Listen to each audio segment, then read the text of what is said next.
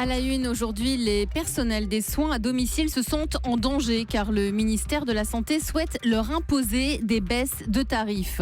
Une salle de bain qui suit attentivement l'état de votre santé, c'est le brevet innovant que vient de déposer Google.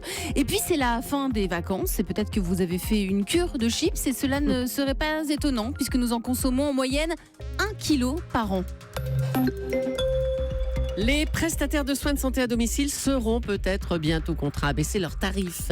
Oui, le secteur des services de santé à domicile, c'est 60 000 salariés en France pour soigner plus de 1,5 million de malades. Les responsables de ce secteur ont découvert cet été que le ministère de la Santé souhaitait leur imposer des baisses de tarifs. Ce sont des prestations importantes car elles permettent aux malades de rester chez eux. C'est par exemple quand une infirmière passe régulièrement à la maison ou quand un technicien vient installer une machine à oxygène.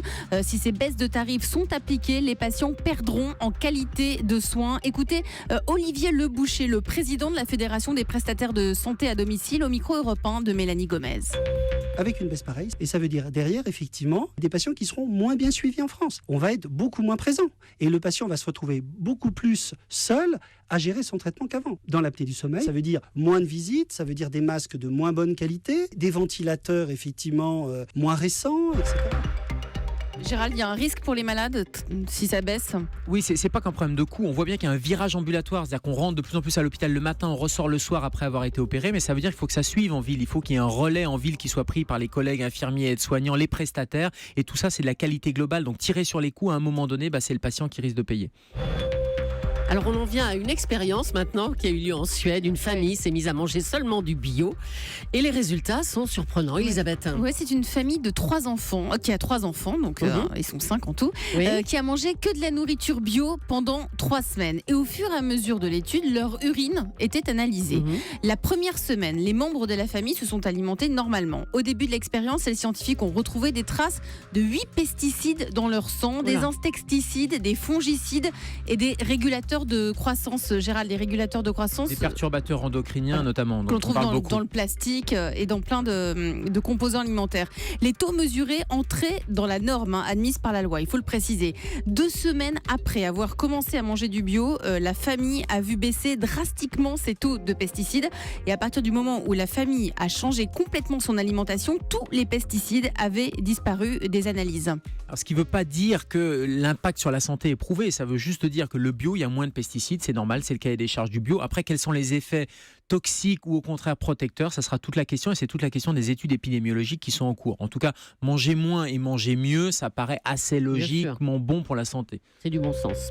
Google vient de déposer un brevet d'innovation pour les salles de bain. Oui, Google cherche à repenser la salle de bain et voudrait en faire un espace centré sur la santé et pas seulement sur l'hygiène beauté. Dans cette salle de bain du futur, on y trouve des capteurs présents dans le tapis, la baignoire ou sur le siège des toilettes. Des capteurs qui seraient capables de suivre et de mesurer la santé de chacun jour après jour. La baignoire, par exemple, évaluerait les mouvements de certains organes à partir d'ondes sonores. Le miroir enregistrerait la couleur de la peau. Il pourrait même en déduire son volume sanguin. De même que les toilettes pourraient mesurer la pression sanguine à l'aide de divers capteurs. Alors évidemment, tout cela sera possible si l'usager est consentant, car toutes les infos seraient transmises à des équipes médicales. Waouh, des échographies dans sa douche. Mais oui, mais on en vient à cette médecine finalement à la maison. Santé connectée. Alors après, toute la question, et vous l'avez bien dit, c'est le consentement, mais la deuxième question, c'est qu'est-ce qu'on fait de toutes ces infos? Est-ce qu'elles sont toutes pertinentes? Je suis pas sûr. Une petite pensée pour les assureurs. Souriez devant le miroir de la salle de bain, souriez, vous êtes capté. Allez, on termine avec le chiffre du jour. 1 kilo, nous consommons en moyenne 1 kilo de chips par an. C'est affolant, oui. Affolant, les Français sont pourtant loin derrière les Espagnols ou les Anglais qui grignotent des milliards de paquets par an. Depuis une dizaine d'années, les chips se sont pourtant renouvelés. Vous pouvez trouver dans vos rayons poulet braisé, poivron, chorizo, cheddar, barbecue, carbonara. Et pourtant, on le sait tous, la chips, c'est gras et trop salé. Les nutritionnistes le disent, si vous aimez vraiment les chips, reportez-vous sur les variantes aux légumes. Ça vient de sortir. Vous avez des chips aux betteraves, carottes, chips au céleri aussi. Ah oui, on en a de toutes les couleurs maintenant, effectivement. C'est joli et c'est meilleur pour la santé. C'est moins gras, c'est moins calorique. Moi, je vous donne un autre chiffre du jour. C'est une poignée de chips, c'est 1 gramme de sel. Or, on mange trop de sel.